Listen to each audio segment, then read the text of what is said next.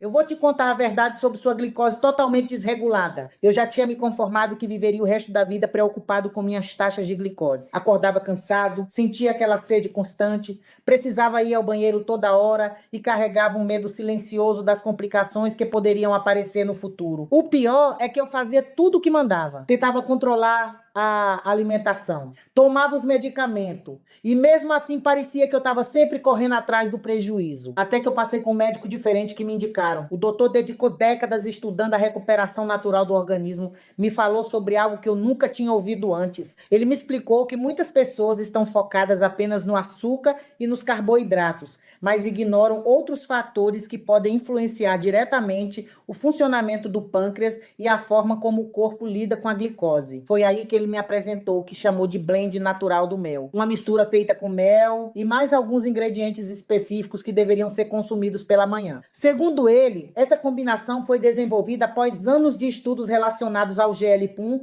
e aos mecanismos envolvidos no metabolismo da glicose. Confesso que achei estranho, mas resolvi ouvir. Ele me mostrou relatos de pessoas que começaram a aplicar esse protocolo na rotina e disseram ter percebido mais disposição, mais energia, sono melhor e uma sensação maior de controle sobre a própria saúde. Foi então que percebi que precisava entender melhor aquilo. Por isso assisti ao vídeo completo que ele mesmo gravou explicando os 3 passos simples da mistura. E foi ali que entendi por que tanta gente estava procurando esse conteúdo. Mas preciso te avisar, esse protocolo ameaça diretamente a indústria que lucra com a sua doença. Por isso só consigo manter o vídeo gratuito por 1 hora. Os mais espertos vão assistir agora. Se você der sorte, o vídeo ainda estará no ar. Eles já derrubaram 5 vezes. Clique em Saiba Mais antes que desapareça para sempre. Não perca tempo, porque isso pode ser exatamente o que você ou alguém que você ama precisa.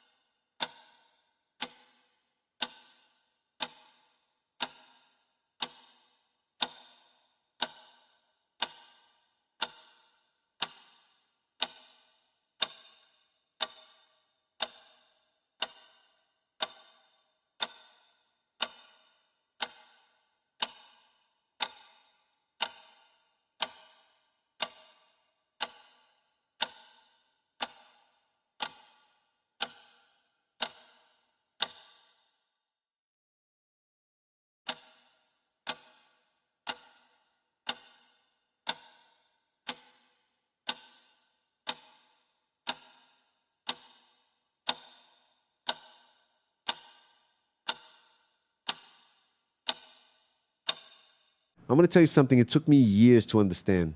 And maybe by the end of this conversation, it'll make as much sense to you as it finally made to me. For a long time in my life, I did everything right. I woke up early, I worked hard, I kept my word, I paid my bills, carried my responsibilities, did what's expected of someone who's trying to make it. On the outside, it looked like everything was in place. But on the inside, there was an emptiness I just couldn't explain. I was tired all the time. Not the kind of tired a good night's sleep fixes. It was something deeper, a tiredness of the soul.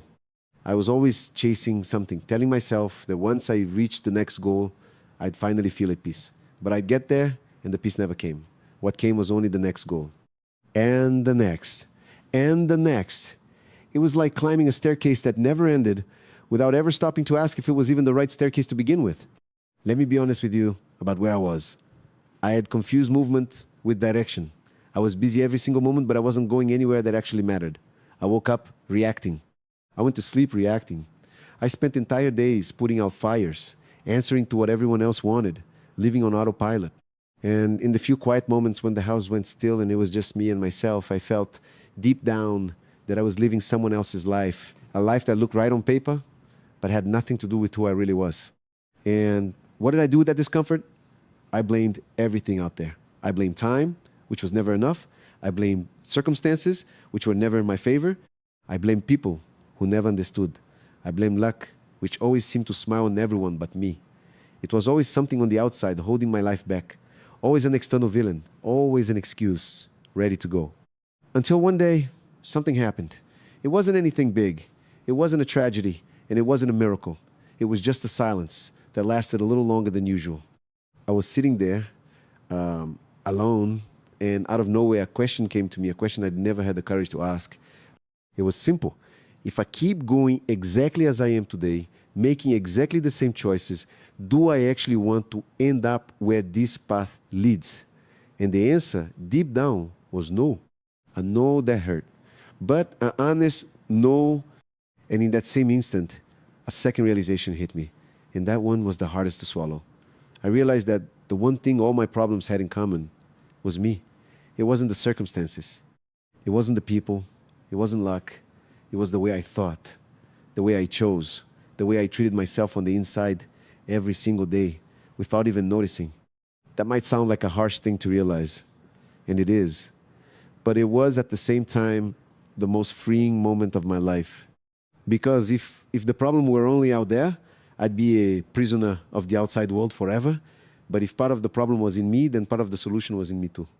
And for the first time in a long time, I felt like I had some power over my own life. That was the beginning. Not of some dramatic change from the outside in, but of a quiet shift from the inside out. The first thing I changed wasn't my routine. It wasn't my job. It wasn't anything out there. It was the conversation I was having with myself. Because I noticed something frightening. I spent the whole day sabotaging myself on the inside, beating myself up over everything, shrinking myself with every mistake, comparing myself to everyone all the time. The voice that lived in my head was the voice of someone who didn't like me, and I kept listening to that voice as if it were the truth. So I asked myself another question: would I talk to someone I love the way I talk to myself? And the answer was never. Not in a million years. I would never treat a friend, a child, someone dear to me with the harshness I treated myself with every day. And right there, I understood that you can't build a big life while you're tearing yourself down on the inside. So I started to change that, slowly, not overnight. Every time that harsh voice showed up, I'd catch it, breathe, and trade it for a voice that was firmer and kinder. It wasn't some nice self-help slogan. It was practice, repetition, day after day. At first, it even felt forced. But over time, it became natural. And something I didn't expect happened. When I changed the way I spoke to myself, I changed the way I acted. Someone who treats himself with respect starts making more dignified choices. That was the first choice. And it opened the door to all the others. Now, I have to be honest with you about something. Because I hate when these stories get told like they were perfect. It wasn't a straight line. I slipped many times. There were days the old voice came back full force. There were weeks I gave up on everything I'd started and went right back to autopilot. There were moments I looked back and thought, it's no use, this is just who I am. But that's where I learned the most important lesson of all. What changes a life isn't never falling. It's the speed with which you get back up. It's not about being perfect. It's about being stubborn in the right direction. Every time I fell and I came back a little faster. And that maybe was the real turning point. I stopped demanding perfection from myself, and I simply refused to quit. The second choice was a stranger one for me. I decided to slow down. For someone addicted to being busy, stopping felt like a waste. It felt like laziness. It felt like falling behind. But I started setting aside a few minutes of my day just to be in silence. No phone, no noise, producing nothing. Just me, my breathing, and the attempt to reconnect with myself. At first, it was uncomfortable. Very. My mind screamed. My thoughts tripped over each other. That anxiety came up, the kind you feel when you think you should be doing something else. But I kept at it. And over time, in that silence, something began to settle. The waters that were always stirred up started to calm. And when the water settles, you can finally see the bottom. It was there, in that space, that I found something I had lost without even noticing. A sense of connection with something greater than me. With a purpose I could feel pulsing behind my choices. With the wisest part of myself, the part that always knew the right way, but lived drowned out by the noise of daily life. That's when my spirituality stopped being a distant word and became something real, concrete, lived day by day. Not as a religion I followed out of obligation, but as a presence I had finally stopped to listen to. And in that reconnection, two things began to grow inside me, slowly, like roots. The first was gratitude. I used to keep my eyes glued to what was missing, always on the next achievement, on what I didn't have yet, on what others had and I didn't. So I started a simple practice. Every day I'd pause for a moment and really look at what I already had. The health, to be able to breathe, the people who were there, a roof, bread, one more day. It sounds small, but when you start to see what already exists, your whole world changes color. And here's the curious part. It wasn't my life that changed first. It was the way I was looking at it. Life came after. The second thing that grew was faith. And I'm not talking about a passive faith that waits with its arms crossed for the sky to fix everything. I'm talking about a faith that acts. The confidence to do my part with everything I have, the best I can, and to hand over in peace what doesn't depend on me, because I used to try to control every detail, every outcome, every reaction from other people. And it was eating me alive. The day I learned to let go of what I can't control and to focus my energy on what I can, it was like taking a backpack full of stones off my shoulders. And strangely enough, it was exactly when I let go of control that things began to flow. From that point on, my life became a sequence of small, repeated choices. And I want to tell you what they were, because they're available to you too right now. I chose to protect my energy. I stopped spending my time and attention on what drained me, on arguments that led nowhere, on news that only dragged me down, on demands that weren't even mine to carry. Your energy is your most valuable asset, and almost no one teaches you to protect it. I chose my company carefully. I noticed a hard truth. We become the average of the people we spend our time with. So I started getting closer to those who lifted me up, who pulled me forward, who talked about dreams instead of just complaining. And I stepped away without guilt, without a fight, quietly from what was making me sick on the inside. It wasn't easy, but it was necessary. I chose to honor the word I gave to myself. I was always careful with the promises I made to others, but the ones I made to myself, those I broke without the slightest guilt. So I flipped it. The promises I make to myself now matter just as much as the ones I make to anyone else. And do you know what happens when you start keeping the promises you make to yourself? You finally begin to trust yourself. And that self-trust changes absolutely everything. And I chose presence. I learned to live the moment I was actually living instead of always having my head in the next problem. To eat while paying attention to the food. To listen while paying attention to the person speaking. To be fully where my body was. Because I discovered that life doesn't happen in the future we keep planning, or in the past we keep replaying. Life happens now. And whoever doesn't learn to be present loses their own life while they're distracted, waiting for it to begin.